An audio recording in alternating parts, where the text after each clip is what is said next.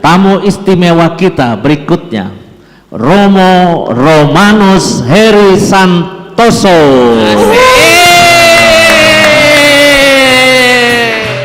Ya, biasanya dia masuk sambil joget. Coba kita lihat joget nggak? Wes. Iya, woi. Romo Romanus, cepat sini. Hah? Saya pakai masker ya. Waduh, boleh. Saya lebih pede. Karena dulu orang bilang, kok Romo hidung sama mulutnya balapan ya gitu. Jadi Oh, hidung sama mulut. Oh, jadi minder gara-gara itu maka senang pakai masker ya. Oke, Romo Romanus. Ya, Romo Yus. Romo Romanus tuh katanya dulu dari Cijantung ada begitu banyak anak masuk seminari jadi Romo. Ya. Itu kok bisa begitu? Kenapa tuh Romo? Karena ada pionirnya yaitu Romo Rudi ya. Tapi sebenarnya saya bukan asli anak Cijantung. Anak mana Romo? Saya orang Jawa yang lahir di Sumatera. Jadi Puja Kusuma, putra Jawa kelahiran Sumatera. Jadi tamat SMP saya hijrah pindah ke Jakarta, bukan karena sebuah keberhasilan dari usaha bapak saya, tapi gagal total sehingga mengadu nasib di Jakarta. Maksudnya nasibnya harapannya baik ya, tapi nasibnya tetap biasa-biasa saja. Gitu. Jadi numpang sebenarnya di Paroki Aloysius Gonzaga Cijantung. Tapi beneran banyak dari anak Cijantung? Banyak. Berapa ya Romo Rudi ya? Nanti Romo Rudi yang ceritalah. Banyak sekitar 80.000 berapa gitu ya? Oh, 80.000 yang lahir bukan yang jadi Romo. Oh, lebay juga nih Romo. Romo kalau Banyak. kesibukannya Dulu saingan sama Bekasi, ya. Dulu kalau seandainya upacara bakti itu, wah Bekasi mana? Wah Cijantung, wah. Rektornya dulu Romo Haji. Romo Haji nih dulu, pendampingnya. Itu berarti misteri tuh anak Bekasi sama anak Cijantung kok bisa banyak, itu kenapa tuh Romo kira-kira? Karena susah ya. Oh, hidupnya susah gitu. Bukan susah apa yang lain, tapi susah menentukan pilihan. Jadi masuk aja di situ. Gitu ya. Gitu Romo. Romo Yus baru gimana sih? Kamu jangan nanya-nanya saya. Moderatornya saya. Romo kalau lagi stres, punya waktu luang, itu biasanya kalau jadi Romo ngapain Romo biasanya? Ya, saya itu 3 tahun diberikan tugas oleh Bapak Uskup di salah satu paroki di Jakarta. Kemudian sekarang jalan 7 tahun bersama dengan cowok-cowok jomblo bahagia. Saya sih bahagia, mereka nggak bahagia itu urusan mereka ya.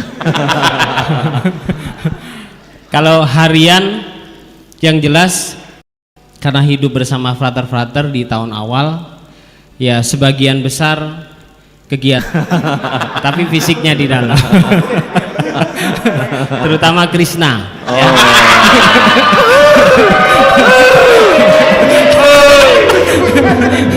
Kita jangan ngeledekin Krishna, tahu-tahu dia yang jadi uskup kita nanti ya. Harapannya gitu. Karena dia namanya saja sudah heroik, berani. Maka kegiatannya sebagian besar bersama dengan frater-frater di dalam. Gitu, Suka dukanya mendidik anak-anak muda kayak gini nih gimana sih Romo Yus? Sebenarnya saya itu menempatkan diri sebagai teman dengan mereka. Mereka injek-injek saya nggak apa-apa. Injek-injek? Iya, maksudnya ngeledek saya apa gitu. Tetapi terkadang mereka walaupun seperti itu tetap saya doakan. Kalau nggak jadi imam, ya jadi awam yang baik lah. Saya ingat betul dulu pendamping saya ketika di tahun rohani itu dia mengatakan seperti ini. Tetap dia rindu yang berada di pendidikan ini kelak menjadi pelayan, menjadi imam. Tetapi kalau seandainya nggak jadi imam, saya juga nggak nyesal. Dia bilang, batin saya alhamdulillah nggak nyesel dia. Harapan dia kalau seandainya memutuskan dengan matang, mengambil keputusan di luar dengan sangat matang, jadilah manusia yang baik, dia bilang gitu. Berdasarkan pengalaman Romo jadi staf seminari, masuk berapa, ditabiskan berapa? Bisa kasih gambaran nggak ke umat di luar? Sebenarnya pertanyaan itu sering ditanya tapi susah ya dijawab. Saya selalu tidak menjawab seperti itu, tapi saya berharap Misalnya 15 masuk, yang jadi 20. Nah, itu. Ini di luar akal sehat ini. Jadi selalu ada harapan Romo Yus. Karena nggak bisa dikalkulasi angkatan ini masuk 9, kemudian yang jadi berapa, itu sangat tidak mudah. Walaupun dulu saya ingat, kalau nggak salah sempat ada tulisannya Romo Dros. Belian kemudian dilihat, oh sih. Tapi saya selalu ini kuis bukan sih? Bukan. Oh. Kalau taat sama uskup gampang nggak Romo? Sejauh ini karena saya dididik juga oleh bapak ibu saya yang sederhana, yang memang mereka berdua tidak banyak menuntut, sehingga Kalau hidup miskin nggak susah ya Romo ya? hidup miskin memang sudah biasa miskin ya. Jadi sudah terlatih. Oke. Tetapi untuk usia-usia saya seperti ini ya, kadang ada orang, Romo tipenya Romo gimana sih? Kalau saya itu tipenya cabi.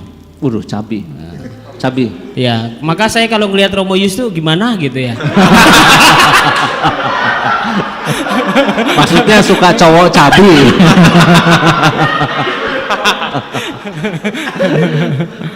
Gitu Romo. Romo punya pesan-pesan apa buat anak-anak muda di luar sana? Ya, suatu ketika saya itu sebenarnya nggak berkelakar karena ada salah satu pasangan muda yang lagi pacaran. Lalu ceweknya tuh saya tanya, kapan kamu mau nikah? Dia bilang, noh tanya aja tuh dia Romo. Hah? Ngapain? Tahu tuh gantungin gua mulu. Tawarin tuh formulir biar masuk seminari Romo, dia bilang gitu. Terus saya dengan, bro, lu gantungin anak orang ngapain sih? Udah masuk seminari aja, enak aja Romo, gue masih normal katanya. Lah emang gue nggak normal, dia bilang.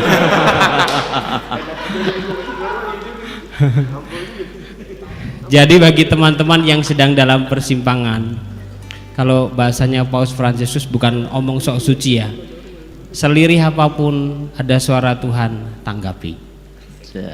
Kalau seandainya nggak jadi imam, jadilah pribadi yang baik. Kalau seandainya mau jadi imam, agak ragu-ragu sedikit, masuk seminari. Contohnya Ivo. Di luar galau, masuk galau juga. Gak apa-apa, pokoknya fight dalam hidup. Dan nanti pada titik ketika bisa ngambil keputusan, ini jalan saya, dah lempeng terus. Gitu Romo Yus. Terima kasih Romo Romanus. Terima kasih.